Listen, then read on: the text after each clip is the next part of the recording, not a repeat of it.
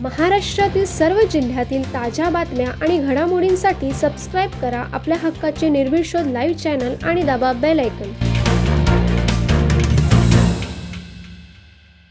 अहमदाबाद विमान अपघातात निधन झालेली नावेगावची मैथिली पाटील हिचं पार्थिव सकाळी 17 जून 2025 रोजी तिच्या गावी पोहोचताच संपूर्ण नावेगाव शोकसागरात बुडाले। मैथिली पाटील हिच्या पार्थिवाचं अंत्यदर्शन घेण्यासाठी व अखेरचा निरोप देण्यासाठी गावकऱ्यांसह इतर नागरिक मोठ्या संख्येने गर्दी केली होती।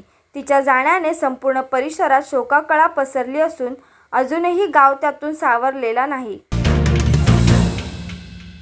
उरणचे प्रकल्पग्रस्त दत्तू भिवा ठाकूर यांनी दिनांक 17 जून 2025 रोजी पुन्हा आत्महत्येचा प्रयत्न केला आहे। प्रकल्पग्रस्त दत्तू भिवा ठाकूर हे धुतुमचे रहिवासी असून अनेक वर्षापासून 12.5% मोबदला मिळवण्यासाठी प्रशासनाकडे हेलपाड्या मारत आहे। सिडको, तहसीलदार, मंत्रालय आदी प्रशासन विभागाकडे न्याय मागून अद्याप मोबदला मिळालेला नसल्याने त्रस्त झालेले प्रकल्पग्रस्त दत्तू ठाकूर यांनी आत्महत्येचा प्रयत्न केला।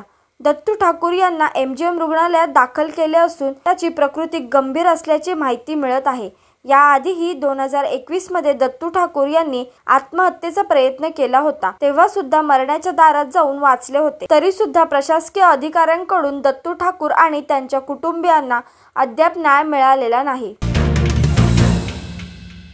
उद्योगपती राज ठाकूर यांच्या वाढदिवसाच्या निमित्ताने दिनांक 17 जून 2025 रोजी कैलासवासी रामचंद्र कुरुलकर बहुउद्देशीय शिक्षण संस्था आदिवासी कर्णबधीर मतिमंद निवासी विद्यालय चिपळे पनवेल येथे मुलांना शैक्षणिक साहित्य, दैनंदिन वापरातील वस्तू व जेवण दिले। तसेच विधाने शिव मंदिर येथे धनवर्षा चॅरिटेबल ट्रस्ट तर्फे आदिवासीवाडी येथे छत्री वाटप केले। राज ठाकूर यांनी स्वतः वाढदिवस सामाजिक कार्य करून साजरा केला। यावेळी उद्योगपती राज दीपक ठाकूर, पत्नी कॅप्टन प्राप्ती ठाकूर, दीपक ठाकूर, योगिता ठाकूर, मानस ठाकूर, करण म्हात्रे, यश म्हात्रे, चिन्मय अंबरकर, ऋषी ठाकूर, आर्यन पाटील, सनी म्हात्रे आदी उपस्थित होते।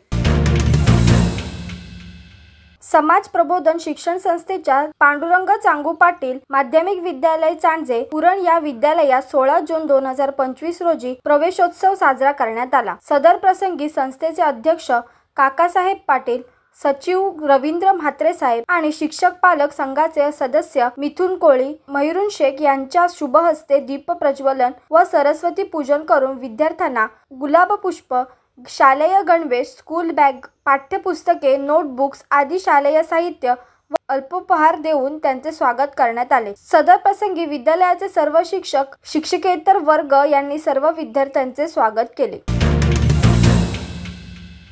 जागृती फाउंडेशन आणि वडाले तलाव संगीत ग्रुप यांच्या संयुक्त विद्यमाने नंदनवन कॉम्प्लेक्सच्या समोरील जागेत वृक्षारोपण कार्यक्रम संपन्न झाला। या वृक्षारोपण कार्यक्रमास गो ग्रीन नर्सरी याचे देखील सहकार्य मिळाले। यावेळी जागृती फाउंडेशन आणि वडाले तलाव संगीत ग्रुपचे पदाधिकारी सदस्य उपस्थित होते। महाराष्ट्रातील सर्व जिल्ह्यातील ताज्या बातम्या आणि घडामोडींसाठी सबस्क्राईब करा आपल्या हक्काचे निर्भीड शोध लाईव्ह चॅनल आणि दाबा बेल आयकॉन।